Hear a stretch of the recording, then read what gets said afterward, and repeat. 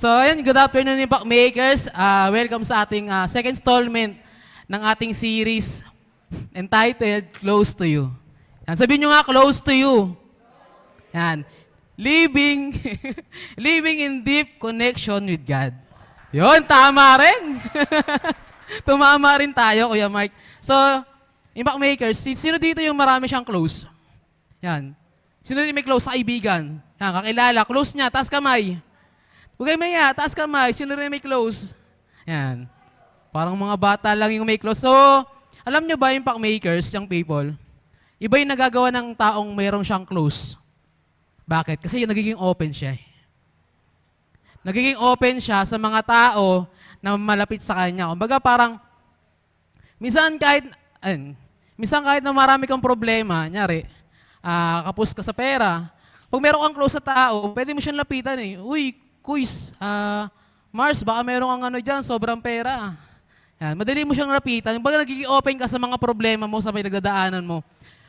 Kaya nga Impact Makers, malaki yung impact na meron kang close. Kaya nga yung natin series ngayon is Close to You, Living in Deep Connection with God. So lahat tayo gusto magkaroon ng connection sa isang tao. Tama po ba? Lahat tayo gusto natin magkaroon tayo ng connection sa isang tao o sa isang bagay. But sinasabi natin na walang ibang magandang connection kundi kay Lord. That is true. Walang ibang pinakamagandang connection kundi kay Lord. Bakit? Kasi si Jesus yung pinakamagandang relationship na papasukin mo sa buhay mo. Grabe. So doon pa lang, Impact Makers, sinasabi ko na, panalo ka agad si Lord dito. Kasi Impact Makers, tayo pa naman, kung sino-sino yung mga tao na pinapapasok natin sa buhay natin. Tama ba? Minsan kahit niyang maling relasyon, pinapapasok mo eh. Kahit alam mo magkakamali ka, pinapapasok mo eh. Pero alam mo ba, si Jesus ang pinakamagandang relasyon na papasukin mo sa buhay mo.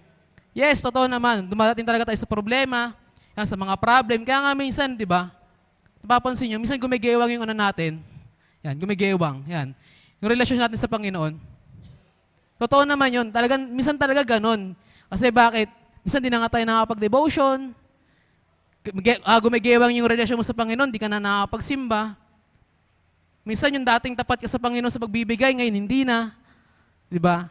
Yung tithes mo, kalahati na lang, di na siya tithes. Minsan ganon eh. Nagiging gumigewang yung relasyon natin sa Panginoon. But this doesn't stop you. Hindi ito yung makapagpahinto sa'yo para mawalan ka ng connection. In fact, sa totoo lang, Impact Makers ng people, madaming tao nung nakaranas sila ng pagsubok, nung dumating yung matinding struggle nila, doon pa sila nagbago. Yan. Sino natin nakaka-relate? Kung sa yung panahon na parang feeling niya, wala na siyang pag-asa, hirap na siya, di na siya nakakabangon, pero yun pala yung doon pala siya tatawagin ng Panginoon, doon pala maayos yung buhay niya. Doon pa siya titino. Amen? Doon pa maayos yung buhay niya at higit sa lahat, mas lalo silang napapalapit sa Panginoon. Kaya nga ako, testimony ko eh. Yan, marami namang tao nakakita nun eh. Sabi ko nga, sabi ko ganun, talagang sirang-sira talaga yung buhay ko. Sabi ko, makakabalik pa ba ako kay Lord? Kasi meron ako nakikita, ako daw naniniwala doon dati. Yung mga galing preso, yung mga nakulong na tapos, nagugulat ka, nag-share ng gospel. Makita mo, ang daming tato. Magulat ka, pastor pala. So, totoo pala yun. Sabi ko, yun pala yung naging struggle nila. Pero yung struggle nila, ayun pa yung ginamit ng Panginoon para makabalik sila kay Lord. So, dito Impact Makers, maganda yung pag-uusapan natin ngayon. So, ganito yung nangyari sa Man of God na pag-uusapan natin ngayon. Ganito yung nangyari sa Man of God na pag-uusapan natin ngayon.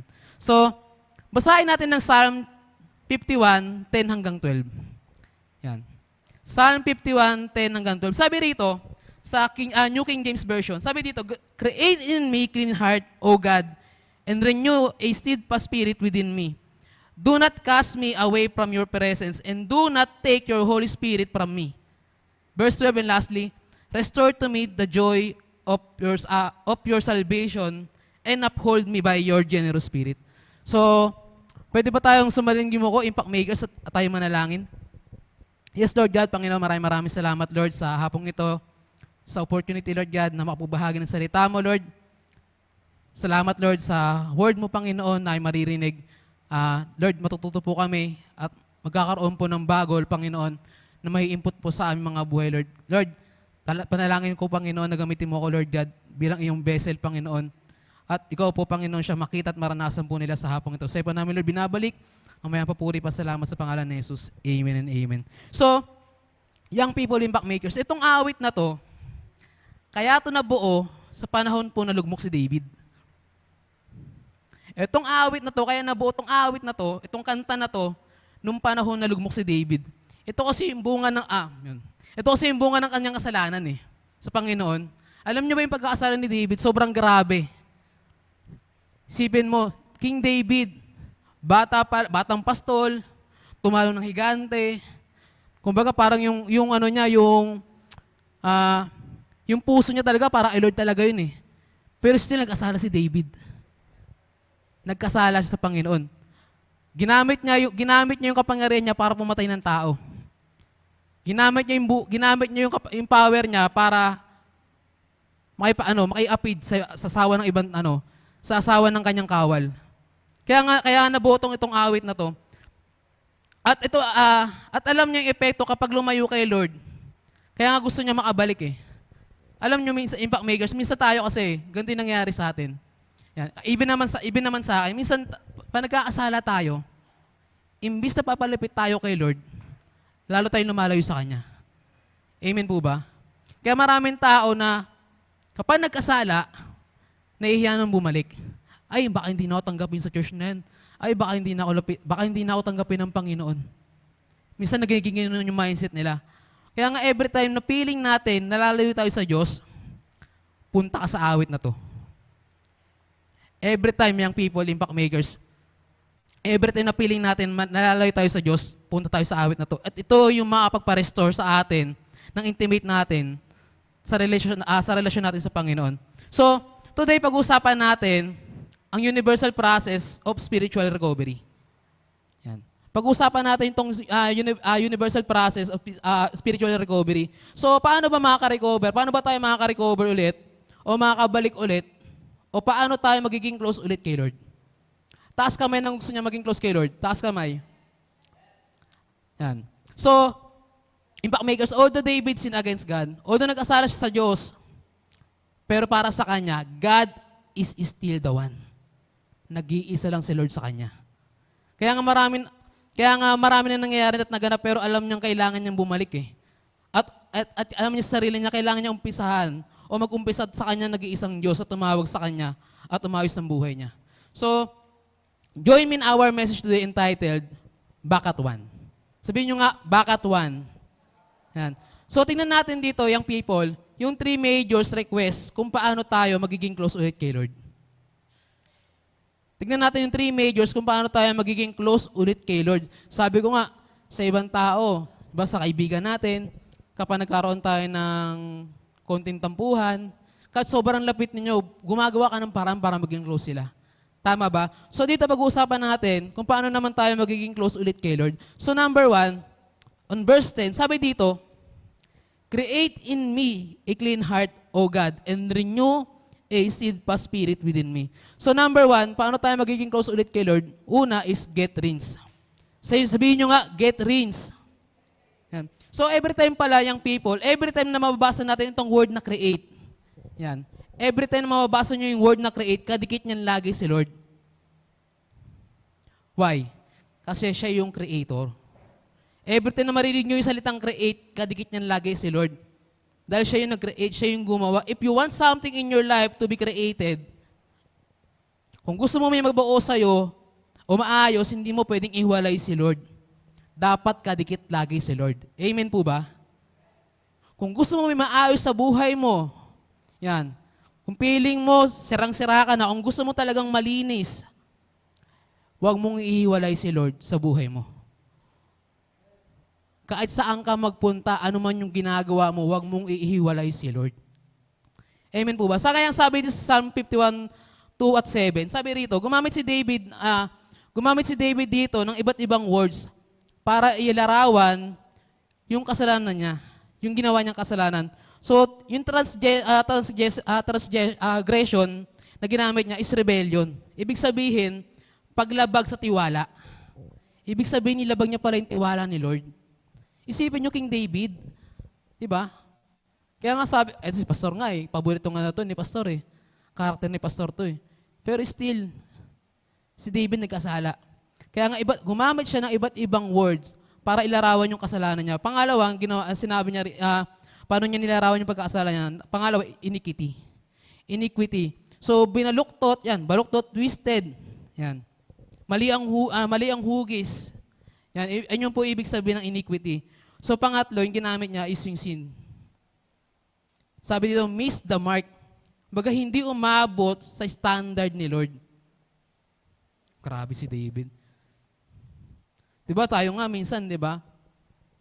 Sabi ko nga kanina, kahit nung binabasa ko ito, nire-review ko ito, sabi ko, grabe no, iba yung puso ni King David. Kasi kung ako yun, hindi ko aaminin yung kasalanan ko Hindi ko aaminin yun. Mahirapan ako aminin yun. Ayoko mabunyag yung pag-aasala ko, pero iba yung puso ni King David. Matapang si King David na gumawa ng kasalanan, pero matapang din siya humingi ng tawad kay Lord. Ganon yung puso ni King David. Kaya kaya sabi niya, di ba? Lord, create in me a clean heart. Linisin mo yung puso ko.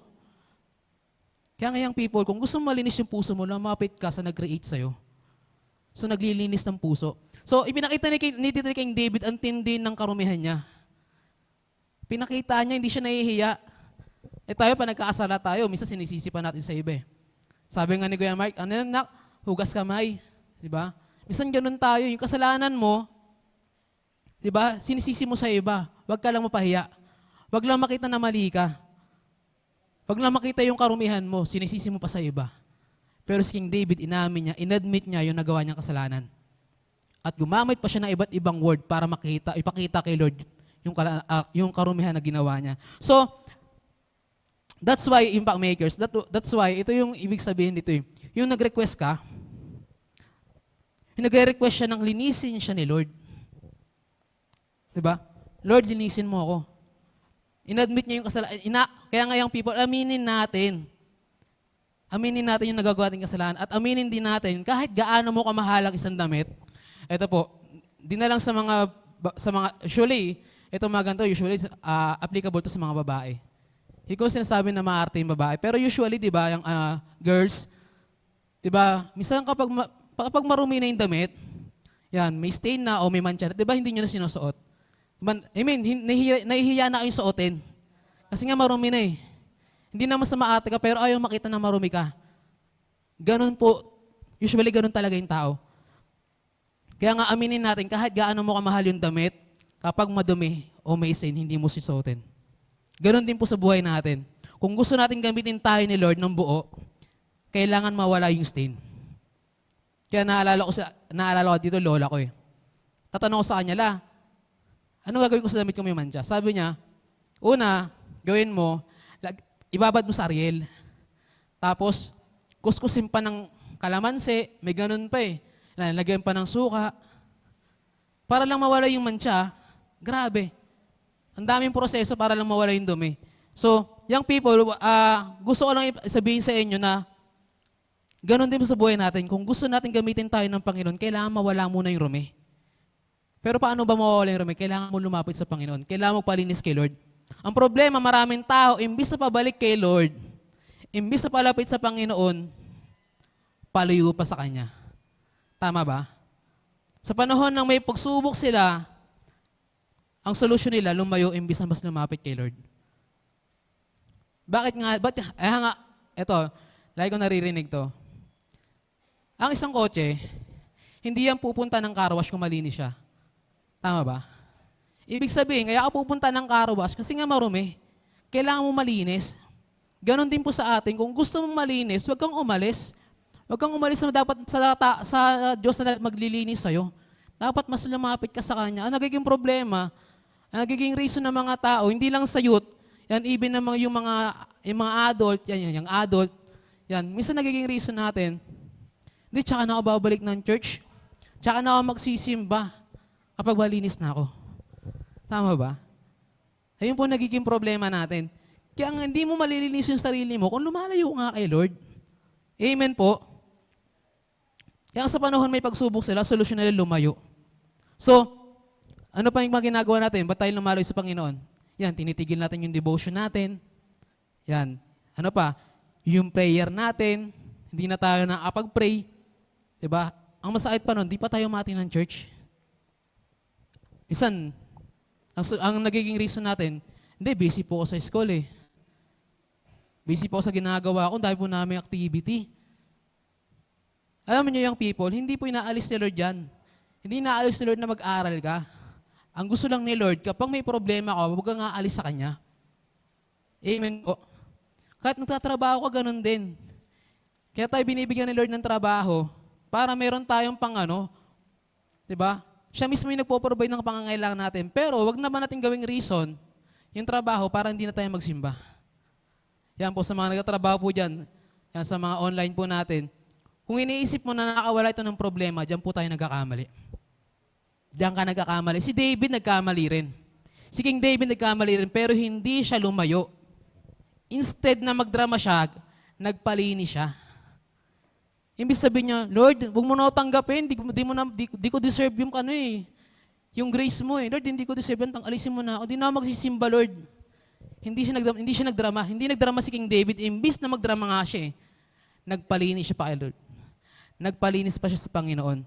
Kaya nga maganda rito, young people, hindi naman ikaw ang maglilinis. Hindi ikaw yung maglilinis, si Lord ang maglilinis sa'yo. Kapag tayo kasi, sasablay lang. Tama po ba? Sasablay ka lang. Pero kapag si Lord, ibang level yon. Pag si Lord yung naglinis sa'yo, ibang level yon. Kapag si Lord yung nag-rinse sa'yo, maniwala, linis na linis talaga. Sabi mo sa tabi mo, linis na linis. Yan. Hindi inis na inis ha. Sabi niya, inis na inis ako. Yan. Hindi pa, linis na linis. Yan. So, young people, pag si Lord yung naglinis sa'yo, hindi niya nababalikan yung dumi mo. Hindi nababalikan, hindi napapakita sa'yo na hindi, nagkasala ka eh. Hindi, marumi ka na eh. Hindi papakita sa'yo ng Panginoon yun. Ang mahalaga rito, malinis ka na. Diba? Tandaan, ang pinakapangit na gagawin mo sa buhay mo is yung nagkamali ka tapos dumayo ka kay Lord. Hindi mukha mo yung pangit. Joke lang po. Ang pinakapangit na gagawin mo sa buong buhay mo, yung nagkasala ka, yung nadumihan ka, pero mumiwalay ka pa kay Lord. Tapos gusto mo malinis. Amen po ba? Young people. Kaya nga, pero kung ang pinakamahalagang gagawin mo, kapag nagkamali ka man, bumalik ka agad. Huwag mo nang patagalin.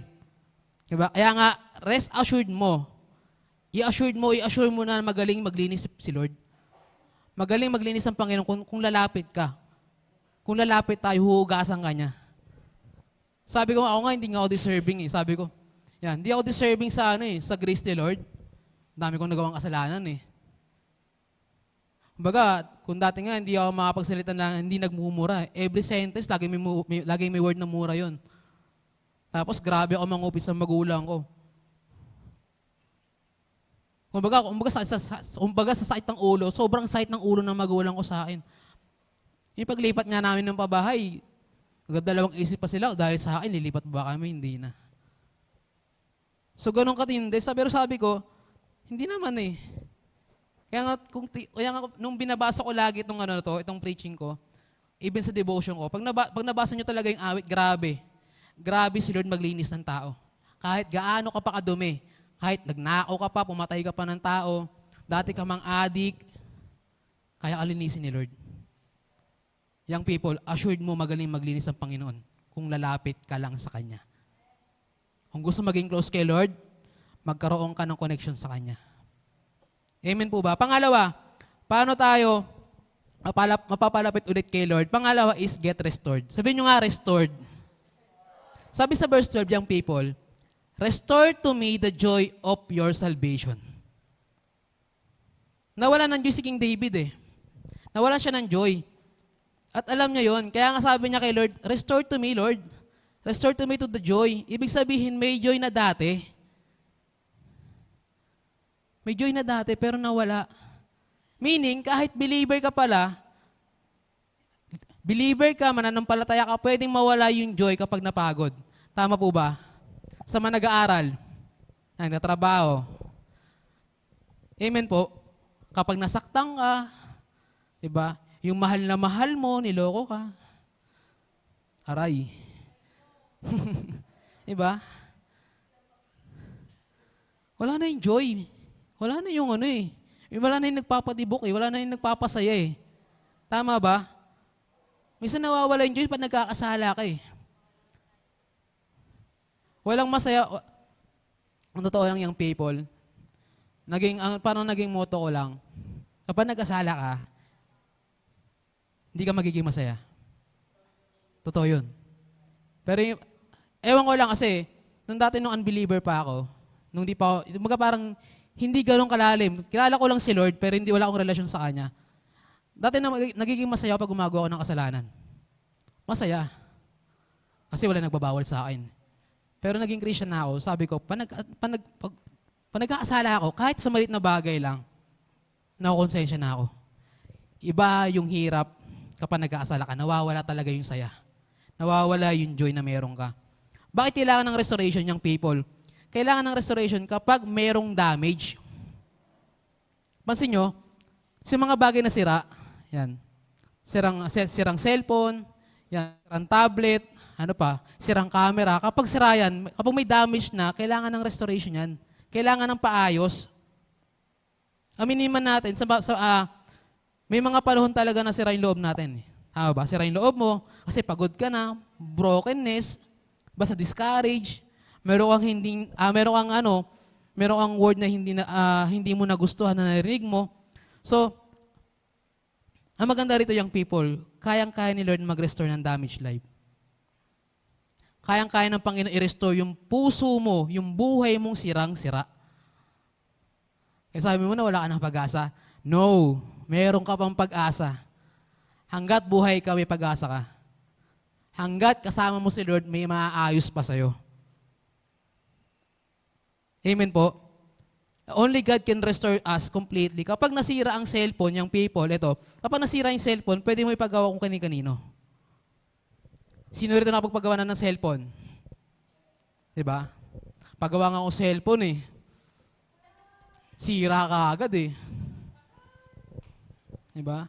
Bagong biling LCD. Diba? Pinagawa mo, naayos naman. Okay naman. Ang problema, sira ulit. Aray. Yan. Diba? Young people, ang issue kasi ron, yung people, kapag may sira na o mayroon talagang sirang cellphone, kahit paayos mo kung kanino yan, maniwala ka, babalik at babalik lang din yung sira. Amen po ba? Babalik at babalik din yung sira. Pero kapag dinala mo sa manufacturer, sa totoong gumawa niyan, maniwala kayo, maayos talaga yan. Bakit? Kasi sila yung gumawa nun eh. Kumbaga alam kagad nila yung diferensya, alam na kagad yung sira nun. Wala nang paligoy-ligoy pa, alam kagad nila kasi sila yung nag-create nun. Ganon din sa buhay natin. Huwag mong ipagawa yung sirang buhay mo kung kani-kanino. Ibalik mo sa Creator. Balik mo kay Lord. Amen po ba? Minsan kasi sira ka na nga, yan, hindi na nga maayos yung buhay mo, nilapitan mo, sira din. Diba? Pasira rin yung buhay. Gusto mo mag-ayos ng buhay, gusto mo bumalik yung fire mo kay Lord na malapit ka sa adik. Diba? Na malapit. Diba? Masakit pa nun. Diba? Gusto mo maayos yung buhay mo, tapos lumapit sa kaibigan mo manginginom. Sabihin sa'yo nun, sabihin mo, kuy, problema ako eh. Tara, inom natin yan. Diba? Yung mga reason na gano'n, gusto mo mag-ayos, pero kung kanino ka lumalapit. Young people, kung gusto maayos yung buhay mo, lumapit ka sa nag-create sa'yo. Huwag kung kani-kanino. Broken-hearted ka, lumapit ka sa broken-hearted din. Bigyan mo ako anong payo. Ito, payong. Young people. Amen po, young people. Kaya kung gusto maayos yung buhay mo, bumalik ka sa nag-create sa'yo. Kaya ni Lord i-restore yung damaged life. Kaya ni Lord i-restore yung damaged heart. kaya ni Lord i-restore yung may damage na relationship. Kung sirang-sira yung spiritual life mo, lumapit ka kay Lord. Lahat tayo dumadaan sa ganitong point. Nadadapa tayo, yan, nangihina tayo, nahihirapan tayo, nawawalan tayo ng gana. Kaya kailangan natin ng restoration. Kailangan natin maayos ulit. Mahirap mag-aral. Tama naman. Mahirap mag-aral, mahirap magtrabaho, mahirap maglingkod kapag wala ng joy. Diba? Sino ito nakapanood na ng Hello, Love, Goodbye? Hello, Love, Goodbye. Hello, Love Again. Sino nakapanood? Diba sabi ni Ethan, Joy, iiwan mo ako, Joy? Alden Richard nga, lumayo si Joy, nahihirapan eh. Diba? Ang hirap nun. Kapag wala kang Joy, may hirapan ka talaga. Hindi ka makapag-serve kay Lord ng maayos kasi nga wala na yung saya eh.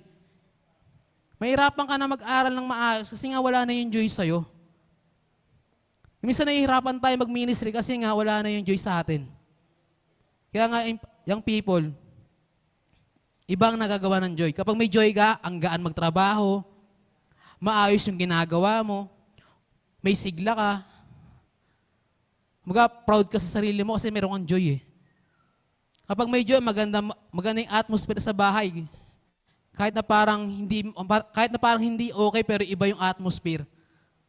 Sa church, ganun din. Sa relasyon, ganun din. Kapag wala na ang joy, doon na nagsisimula yung gulo. Pansin nyo ba? Kapag wala na yung joy, doon na nagsisimula yung pagkasira. Kaya ibalik natin yung joy, yung people. Impact makers. Kahit sabihin mong, hindi, nagsisimba naman po ako, Kuya Ans eh. Tayo, nagsisimba naman po ako. Young people, kahit na believers tayo, nawawala pa rin yung joy. Kaya dapat nare-restore yun sa atin. Amen po ba? Ipa-restore natin yung joy. Mahalin mo ulit yung sarili mo. Mahalin mo ulit yung ibang tao. Mahalin mo ulit si Lord. Ibalik mo yung ngiti mo. Kung yung mess, may ibalik ang bagsik, ang youth, ibalik mo yung ngiti mo. Mahirap mawala yung ngiti. Hindi ko, wala na nagpapangiti sa akin.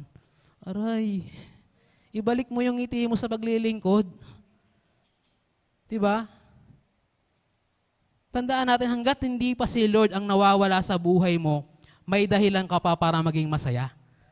Amen po. Hanggat hindi pa si Lord yung nawawala, huwag kang mawawala ng pag-asa. Kaya pa ma-restore ng buhay mo. Kahit gaano pa kalaki yung damage na meron ka, kung tingin mo sirang-sira ka na, kung tingin mo wala ka ng pag-asa, meron pa hanggat hindi pa si Lord. Pangatlo and lastly, mabilis na po tayo. Sabi sa verse 12, sabi dito, create in me a clean heart, God, renew in me a resolute spirit. So pangatlo po natin, paano ba mababalik yung closeness, yung connection natin sa Panginoon? Paano tayo mapapalapit ulit kay Lord? Pangatlo and lastly, get renewed. Sabihin nyo nga po, renewed. So renew means gawing bago ulit. Ang renew, gawing bago ulit, mag-umpisa ulit. Yan. Nagre-renew ang isang tao kapag mayroon siyang pa-expired na bagay. Yan. Minsan makaka-relate lang dito, yan, yung mga nakapagtrabaho na, yung mga nagpapasa ng requirements. Yan. Usually, ano ba yung mga bagay na nire-renew? Sa mga nagtatrabaho yan, NBI, yan, police clearance, nire-renew yan. So, ganun yun. Nare-renew ang isang tao kapag may pa-expire na o expired na. Tandaan natin, walang kapayapaan ng expired na buhay. Walang kapayapaan doon. Yung luma mong ikaw, luma na nga eh. Paano pa magiging masaya? Kaya nga minsan naghahanap tayo ng bago. Ano ba yung mga pagpasaya sa akin? Kaya meron kang gustong baguhin sa sarili mo eh. Meron tayong gustong maayos sa sarili natin. Meron tayong gustong bago o marinyo sa atin. Kaya tandaan, walang kapayapaan ng expired na buhay. Bakit? Puno ka lang ng takot at stress. Example, sa pagdadrive. Yan. Lisensya mo. Kapag paso na yung lisensya mo, kapag expired na yan, mahirapang gamitin yan. Magkano na multa ngayon na expired na lisensya? Hindi ka makakapag-drive. May stress ka lang kapag nahuli ka. Same lang din sa pagtitinda, ganun din. Yung business permit, kailangan din i-renew yun eh. What more pa kaya sa atin? Once nakapag-expired na tayo, ang spirit natin, hindi na tayo useful. Kapag expired ka na, hindi ka nakagamit-gamit. Hindi ka nakagamit-gamit kay Lord at sa kaluwalhatian niya. That's why we need to be renewed. Yan po yung dahilan bakit kailangan natin ma-renew. Amen po. Sa ibang translation, ang ginamit dito is willing spirit. Makikilala mong kailangan mo ng renewal kapag wala ka ng willingness. Young people, kapag feeling mo, wala na yung willingness sa'yo, hindi na maayos yung buhay mo, yung takbo ng buhay, bakit kailangan mo ng ma-renew? Bakit kailangan may maayos, merong mabago sa'yo? Amen po ba? Makikilala mong kailangan mo ng renewal dito. Kasi nga tinatamad ka na eh. Tinatamad ka na pumasok, tinatamad ka na mag-ministry, tinatamad ka na magsimba, tinatamad ka na mag-devotion, tinatamad ka na mag-pray, tinatamad ka na magkaroon ng oras kay Lord. Bakit kailangan mo ng renewal? Kasi nga wala nang movement sa buhay mo.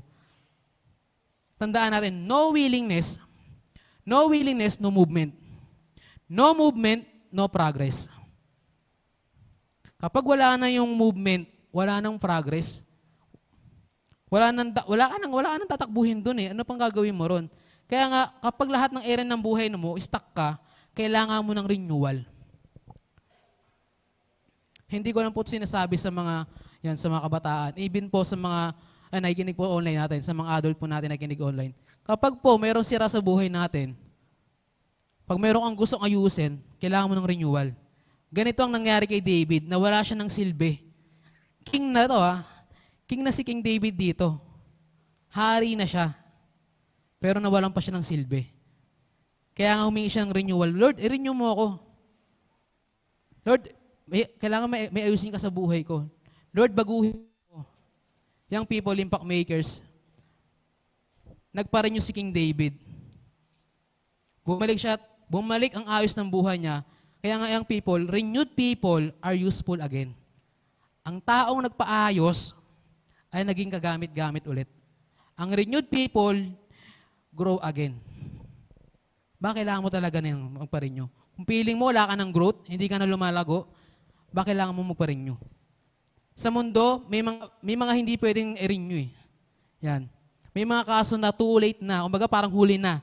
Pero kay Lord, walang too late kay Lord. Walang huli-huli sa Panginoon. Kapag kahit gaano kalalaki naging pagkakamali mo, yung pagkakasala mo, hanggat buhay ka pa, hanggat kaya pa rin i-renew ni Lord, i-renew ka ni Lord. Hanggat kaya mong maayos, hanggat buhay ka, may i-renew pa si Lord sa'yo. Kasi gusto niya maging useful ka ulit. Gusto niya maging kagamit-gamit ka ulit sa kingdom niya. Gusto ng Diyos na umuusad ulit yung buhay mo. Gumagalaw ulit yung spirit mo, lumalago ulit yung faith mo sa Kanya. Yun yung gusto ng Panginoon sa'yo. Kasi nga nakikitaan ka ng potential ni Lord. Hindi pa tapos si Lord sa'yo. Habang buhay ka pa, hanggat buhay ka pa, may pwede pang ayusin. Hanggat buhay ka pa, may pwede pang baguhin. Hanggat buhay ka pa yung people, pwede pang palaguin ni Lord yung buhay mo. Hindi pa tapos si Lord. Get renewed. Kailangan mo ng bago. Kailangan may mabago sa atin. Hindi mo na kailangang suotin pa yung luma mong ikaw. Mahihirapan tayo kapag ganun pa rin yung pananaw natin. Young people, kung gusto mo palapit ulit kay Lord, pabago ka kay Lord. Amen po ba? So, dito na po magtatapos young people. Yan. So, paano tayo magiging close ulit kay Lord? Paano ba tayo magiging close ulit sa Panginoon? Una is get rinse. Kailangan natin malinis ulit. Kailangan mo ulit malinis. Pangalawa, get restored. Diba?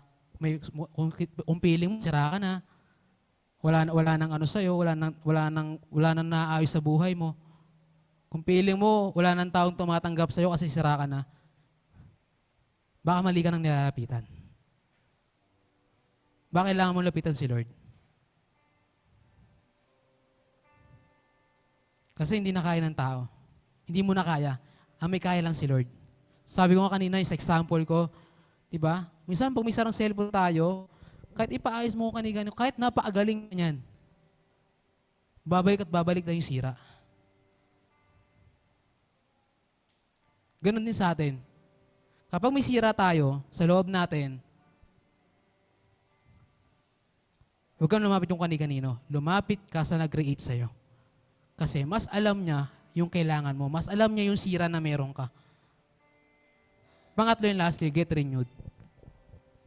Kung feeling mo wala ka ng growth, young people, kung feeling mo wala nang nababago sa buhay mo, feeling mo wala na yung willingness, kumbaga expired ka na, kailangan mo ng renewed. Kailangan mo ng renewal. I will end this verse in young people. On verse 16 to 19, sabi dito, you do not desire a sacrifice, or I would offer one. You do not want a burnt offering. The sacrifice you desire is a broken spirit. You will not reject a broken and repentant heart, O God. Verse 18, look with favor on Zion and help her. Rebuild the walls of Jerusalem. Verse 19 and lastly, then you will be pleased with sacrifices offered in the right spirit, with burnt offerings and whole burnt offerings. Then bulls will again be sacrificed on your altar. Sa panahon po nila, young people, Impact Maker, sa panahon nila, kapag may gusto kang i-request sa Panginoon, may kasama itong sacrifices. May kailangan kang ibigay, nangangailangan ito ng offering. So, dito makikita natin si David, after he requests these things, after niya mag-request kay Lord, the sacrifice he gave was his broken spirit. The sacrifice he gave was his broken spirit. He offered his broken heart. Grabe. Grabe si King David.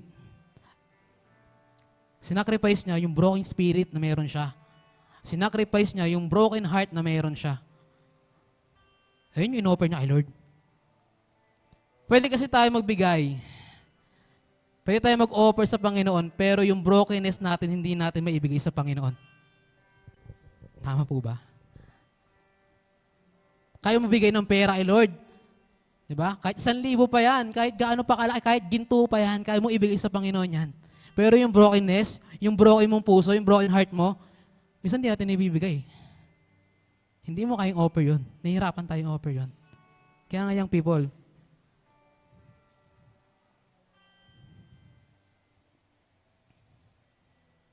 i-offer mo kay Lord yung broken life mo.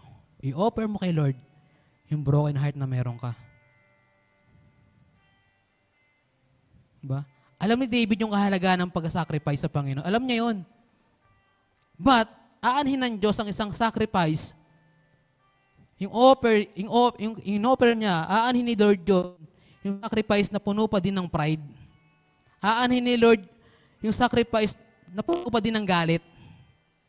Kaya nga yung people, sa oras na ito, as you made your request na Panginoon, lumapit ka sa Lord. Ilapit mo kay Lord yung yung brokenness na meron ka. Lumapit ka ng broken. Ibigay mo yung brokenness mo. Lumapit ka na may broken spirit.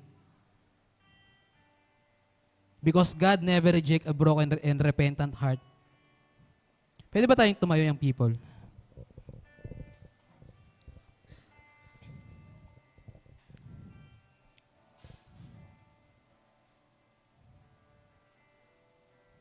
Minsan, young people, gusto natin maging close si Lord. Okay yun. Atin tayo. Diba? Taas tayong kamay. Pagpuri tayo kay Lord. Pero sana, habang ginagawa natin yun, nagpapalinis tayo sa Kanya. Habang ginagawa natin yung pagpupuri sa Panginoon, maawit tayo, sumasayaw tayo, sana huwag natin kalimutan ng pa-restore sa Kanya. Every time umaating ka rito, pumapasok ka sa church, sumisigaw ka ng panalangin mo, wag mong kalimutan magpaayos kay Lord, magpabago sa Kanya. Kung gusto maging close kay Lord, gusto Kung gusto mo mapalapit ulit kay Lord, magkaroon ka ng connection sa Kanya. Pwede ba tayong pumikit, young people?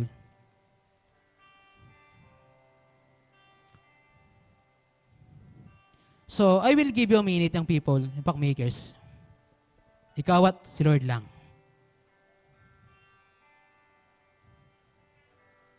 So, i-take natin tong opportunity na to para ibigay lahat ng pasan-pasan natin sa Panginoon.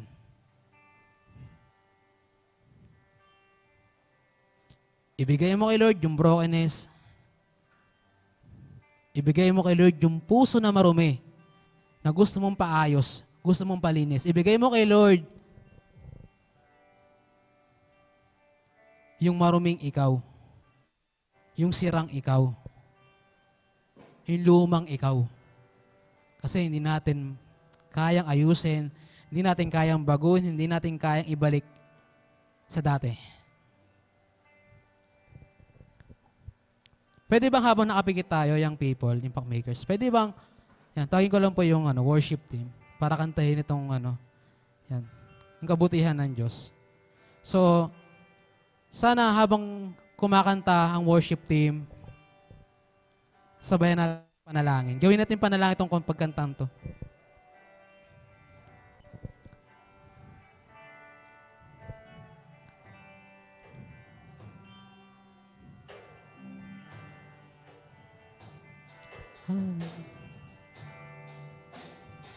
Ihan Diyos, Ika'y tapat sa habang buhay. Ika'y mabuti magpakailanman, hanggat ako'y nabubuhay. Awitin ko ang kabutihan ng Diyos. Ika'y tapat sa habang buhay.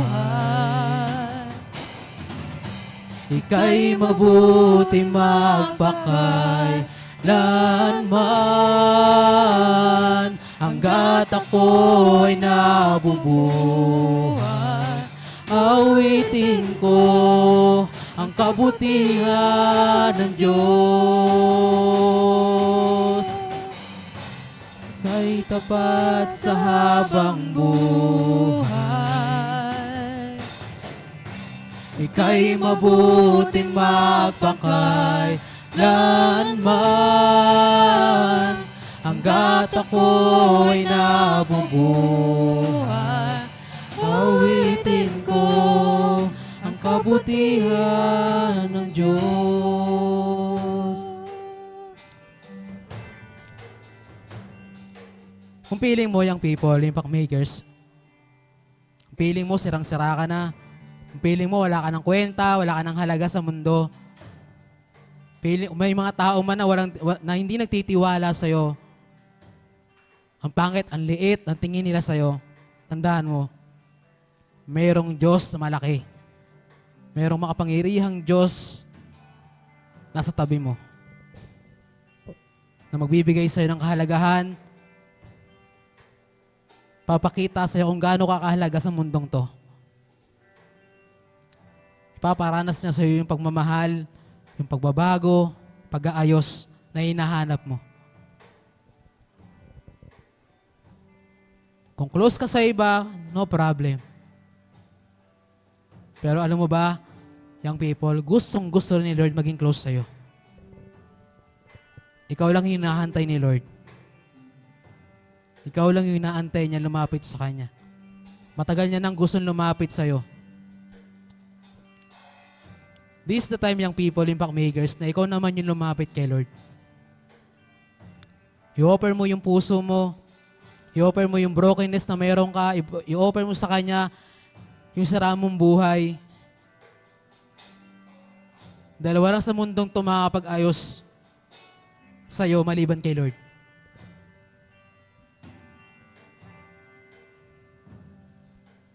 Yes, Lord. Hallelujah. Lord, thank you. Lord, salamat, Panginoon. Lord, salamat sa hapong ito, Panginoon. Dahil marami man, Lord, na tao nag-reject sa amin, still, Lord, pinipili mo kami. Lord, marami man tao, Lord, na may ayaw sa amin, but still, Lord, patuloy ka lumapit sa amin. Patuloy mo, Lord, pinaparana sa amin, Lord, yung kahalagahan na mayroon kami. Lord, kahit hindi namin deserve yung kapatawaran, Panginoon, still, patuloy mo, Panginoon, pinaparana sa amin.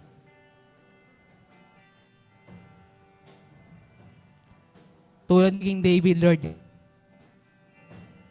na nagkamali, nagkasala, na marumi sa paningin mo. Lord, patuloy kami humingi, Lord, ng kalinisan, Panginoon, ng restoration, ng renewal, Lord,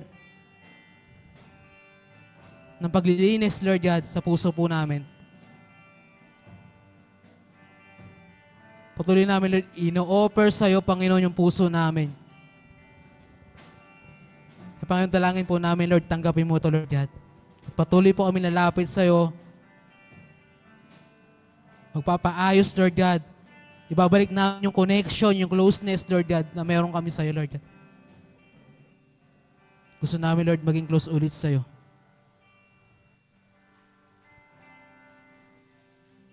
Yes, Lord God. Thank you, Lord God. Salamat sa lahat, Panginoon. Salamat sa pagmamahal, pagtitiis at pagtsatsaga mo sa amin. Kaya, Panginoon, minsan pa, tanggapin mo po, Panginoon, Lord God, ang pinakamataas na papuri, pasalamat sa pangalan ni Jesus. Amen and amen.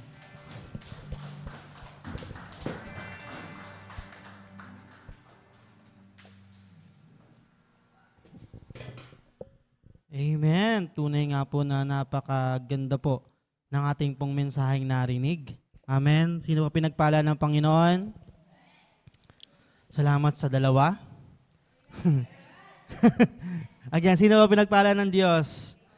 Hallelujah. Tunay nga na dapat na tayo po ay bumalik sa Panginoon. Sabi doon, we have to get rinsed. Palinis tayo sa Panginoon if we want to be close once again sa ating pong Panginoon. Get rinsed.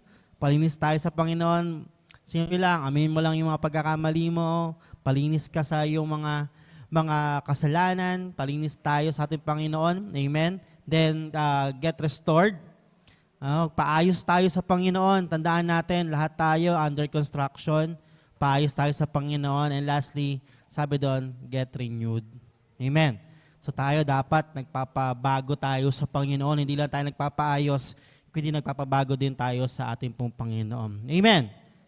Amen. So mamaya po, after po ng ating pong service, tayo po ay mag-groupings once again sa inyo pong mga live groups, networks, okay? Sa mga wala po dito yung networks, makijoin na lang po muna kayo sa iba pong mga groups as well. Then, you can share whatever you want to share sa pinag-usapan natin, ano yung mga tumatak, no? Amen? Ano yung mga lesson na pag sinabi sa inyo ng Panginoon, natutunan mo ngayong araw na ito. Amen? Okay po ba yan? Sige, salamat ulit sa dalawa. Ayun. Ayan, grabe naman. Mga inaantok na po ata. Mga naantok na. Okay. So sige po, once again, tayo pong lahat ay tumayo. At tayo po magwakas sa isang panalangin. Hallelujah. Let's close our eyes, bow our heads, and let's pray. Hallelujah. Purihin ka, Panginoon, dakilain ka, O Diyos. Lord, tunay nga, Panginoon, na napaka-sarap, Panginoon, na patuloy kami sumamba sa iyo. Salamat po, Panginoon, sa patuloy mong paggabay po sa amin, Panginoon. Lord, kagaya po na po narinig, Panginoon, sa ipong mensahe, Panginoon, Lord, tunay nga na kami po ay pwedeng makabalik, Panginoon, sa iyo pong presensya. Pwede po kami makabalik sa iyong piling, Panginoon, Lord God. All we have to do, Panginoon, ay lumapit, Panginoon, aminin, Panginoon, magpaayos at magpabago sa iyo, Panginoon. Salamat po. Salamat din po sa iyong pong lingkod na ginamit, Panginoon, si Kuya Ans, Lord God. Lord, panalangin ko, Panginoon, ng patuloy mong pagkapal sa kanya pong buhay, maging sa kanya pong pamilya, na patuloy rin po, Panginoon, ang paggamit mo sa kanya pong buhay, O Diyos, na marami pang Panginoon na mga kabataan ang mailapit sa iyo, Panginoon, Lord God. Lord, salamat po sa kanya pong buhay. Ikaw po, Panginoon, ang siya sumama, Panginoon. Lord, let your will be done in his life, Panginoon. At patuloy ko patuloy po, Panginoon, na ginagamit ang kanya pong buhay sa iyo pong gawain, O Diyos. Salamat po, Panginoon. Maging sa pong mga nakasama po ngayon dito, Lord God, ng mga kabataan. Lord, dalangin po namin ang patuloy yung pagkapala sa kanila pong buhay, Panginoon. Lord, sa patuloy na pag-aaral, nalangin namin, Panginoon, ang ipabigay ng wisdom and strength, Panginoon, sa kanila pong buhay. Provision sa kanila pangangailangan, Panginoon. Kung meron man po dito mga, O Lord, na nagkatrabaho na, Panginoon, dalangin po namin, Panginoon, ang iyong pong pag-iingat at ang iyong pong paggabay, Panginoon, Lord God, sa kanila pong transportation, Panginoon, Lord God. Lord, I pray, Panginoon, for salary increases, Panginoon, sa kanila pong buhay. Salamat po, Panginoon, at hindi po, naniniwala po ako, Panginoon, hindi sayang yung kanila pong pagpunta rito, Panginoon, bagkus sa malaking pagpapala, Panginoon, na kanila pong natanggap ngayong hapon na ito. Salamat po, O Diyos, patuloy mo kami pagkaingatan, paggabayan, Panginoon, sa iyong pag-uwi, pansamantala, Panginoon, at nawa, Panginoon, ang buhay po namin, Panginoon, ay maging magkapala sa iba, Panginoon. Lord, ingatan mo po ang bawat isa, at ikaw po patuloy na maitaas, Panginoon, hanggang sa iyong pag-uwi, Panginoon. Lord, salamat po at patuloy po kami, Panginoon, na umaasa muli, Panginoon, na kami po samahan mo. So all throughout, again, Panginoon, ng 1 week na ito, Lord God, ibabalik mo kami, Panginoon, sa bahay-sambahan ito na muli. Next week, Panginoon, ay patuloy po kami, Panginoon, na sasamba sa iyo, Lord God. Salamat po. At bago tayo maghiwa-hiwalay, Impact Makers, pwede bang itaas ang inyong dalawang kamay to receive these blessings and benediction from the Book of Numbers, chapter 6, at every time na dinedeclare ito, just receive it and it will be yours. Kaya naman, Impact Makers, may the Lord bless you and take care of you. May the Lord be kind and gracious to you. May the Lord look with you with favor and give you peace. Lord, amin pong tinatanggap ang mapagpapala pong ito sa pangalan ni Jesus. Ang lahat po ng anak ng Diyos ay magsabi ng Amen and Amen. Again, church, see you po next week. God bless all po. Don't forget, Jesus loves you.